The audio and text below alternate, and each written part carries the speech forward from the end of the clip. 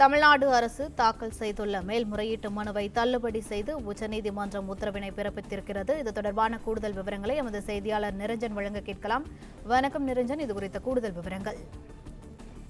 சாலை அமைக்காமலேயே சாலை அமைத்து விட்டதாக பல கோடி ரூபாய் முறைகேடு செய்ததாக முன்னாள் அமைச்சர் ஏவா வேலுவுக்கு எதிராக சென்னை உயர்நீதிமன்றத்தில் வழக்குகள் என்பது தாக்கல் செய்யப்பட்டிருக்கிறது. ஏற்கனவே வழக்கு என்பது தாக்கல் செய்யப்பட்டு லஞ்ச ஒழிப்புத்துறை அவரது வீடு மற்றும் அவரது அலுவலகங்களில் சோதனை என்பதை நடத்தினார்கள். விசாரணை வளையத்திற்குள்ளும் அவர் கொண்டு வரப்பட்டிருக்கிறார். இந்த நிலையில் தமிழ்நாடு அரசு அவருக்கு எதிராக லுக் அவுட் நோட்டீஸ் என்பதை பிறப்பித்திருந்தார்கள். இந்த லுக் அவுட் நோட்டீஸை ரத்து செய்ய வேண்டும் என வலியுறுத்தி வேலு சார்பில் சென்னை உயர்நீதிமன்றத்தில் மனு தாக்கல் செய்திருந்தார். இந்த மனுவை விசாரித்த சென்னை உயர்நீதிமன்றம் லுக் அவுட் நோட்டீஸிற்கு இடைக்கால தடை விதித்து உத்தரவு பிறப்பித்திருந்தார்கள். இந்த உத்தரவுக்கு எதிராக தமிழ்நாடு அரசு சார்பில் உச்சநீதிமன்றத்தில் மேல்முறையீடு செய்யப்பட்டிருந்தது.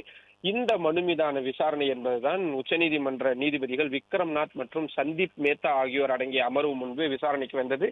வெறும் 5 நிமிடத்திற்குள் அனைத்து விசாரணையும் நிறைவடைந்து விட்டது. இதில் சுவாரஸ்யமான விஷயம் என்னவென்றால், ஏவா வேலு தரப்பில் எந்த விதமான கருத்துக்களையும் நீதிபதிகள் பெரிய அளவில் கேட்கவில்லை. வெறும் மனுவில் இருக்கக்கூடிய அம்சங்களை மட்டுமே படித்து பார்த்து தமிழ்நாடு அரசின் மனுவை தள்ளுபடி செய்திருக்கிறார்கள்.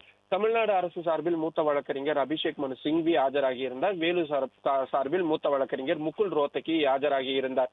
இதில் தமிழ்நாடு அரசு சார்பில் ஆஜரான மூத்த வழக்கறிஞர் அபிஷேக் மனு சிங்வி, சென்னை உயர்நீதிமன்றம் இந்த விவகாரத்தில் பல முக்கியமான விஷயங்களை அலசி ஆராயாமல் விட்டுவிட்டார்கள்.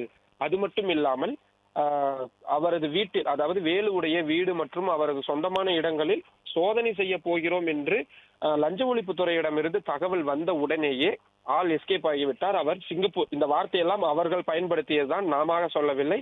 அவர் உடனடியாக சிங்கப்பூருக்கு சிகிச்சை பெயரில் வெளிநாட்டுக்கு சென்று விட்டார். எனவே இதில் நிறைய சிக்கல்கள் இருக்கிறது. ஆனால் இது எதையுமே கவனத்தில் கொள்ளாமல் சென்னை உயர்நீதிமன்றம் அவருக்கான ஜாமீன் என்பதையும் கிட்டத்தட்ட கைது செய்யக்கூடாது என்ற உத்தரவை கொடுத்திருக்கிறார்கள். லுக் அவுட் நோட்டீஸை ரத்து செய்திருக்கிறார்கள். முழுக்க முழுக்க அவருக்கான ஆதரவாக இருக்கும் பொழுது வழக்கு விசாரணையில் நிறைய சிக்கல்கள் ஏற்படும் என்ற விஷயத்தை சொன்னார். ஆனால் அதை ஏற்க மறுத்த உச்சநீதிமன்றம் இதில் எதுவும் தவறு இருப்பதாக தெரியவில்லை. எனவே அவர் அந்த லுக் அவுட் நோட்டீஸை ரத்து செய்ய இடைக்காலமாக தடை விதித்த அந்த உத்தரவை நாங்கள் அனுமதிக்கிறோம் என்று சொல்லி தமிழ்நாடு அரசின் மேல்முறையீட்டு மனுவை தள்ளுபடி செய்வதாக உத்தரவிட்டிருக்கிறார்கள். அதைவிட மிக முக்கியம், பாஸ்போர்ட் உள்ளிட்டவற்றை ஒப்படைக்க வேண்டும் என்று தமிழ்நாடு அரசு சார்பில் கோரிக்கை என்பது வைக்கப்பட்டது. உத்தரவு போடுங்கள், ஏவா வேலுவுக்கு அவருடைய பாஸ்போர்ட்டை ஒப்படைக்க வேண்டும் என்று. அதையும் தற்பொழுது மறுத்திருக்கிறார்கள் உச்சநீதிமன்றம். நீங்கள் வேண்டுமென்றால் சென்னை உயர்நீதிமன்றத்தில் தனியாக ஒரு வழக்கு தாக்கல் செய்து அந்த உத்தரவை நீங்கள் பெற்றுக்கொள்ளுங்கள் என்ற விஷயத்தை சொல்லிவிட்டார்கள். கடைசியாக சொல்லும் பொழுது ஒரு நகைச்சுவையான ஒரு விஷயம் என்பது நடந்தது.